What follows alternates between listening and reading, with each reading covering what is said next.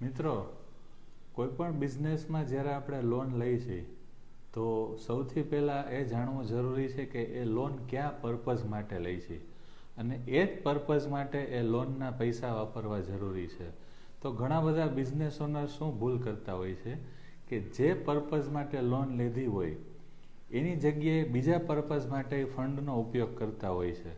જેમ કે સે for example, cache credit facility આપણને બેંક શેના માટે આપે છે?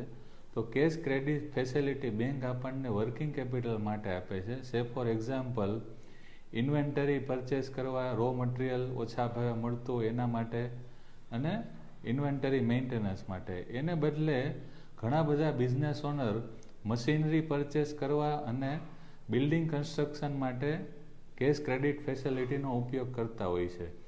જનરલી આપણે જોવા જઈએ તો શોર્ટ ટર્મ ફંડનો ઉપયોગ શોર્ટ ટર્મ ઇન્વેસ્ટમેન્ટ માટે કરવાનો હોય, કારણ કે cache credit facility short term fund છે, તો એનો ઉપયોગ આપણે શોર્ટ ટર્મ ઇન્વેસ્ટમેન્ટમાં કરી શકીએ વર્કિંગ કેપિટલ માટે, નહીં કે લોંગ ટર્મ ફિક્સ એસેટમાં ઇન્વેસ્ટમેન્ટ માટે.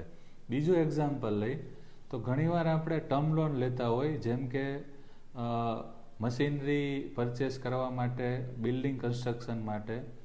તો એ ટર્મ લોનનો ઉપયોગ ઘણા બધા બિઝનેસ ઓનર વર્કિંગ કેપિટલ માટે કરતા હોય છે. સે ફોર એક્ઝામ્પલ, પેમેન્ટ કલેક્શન એટલે ઉઘરાણી મોડી આવતી હોય તો એને ફાઇનાન્સ કરવા માટે વગેરે. તો મિત્રો, જે પર્પઝ માટે લોન લીધી હોય એ જ પર્પઝ માટે ઉપયોગ કરવો આપણા માટે હિતાવહ છે. Thank you.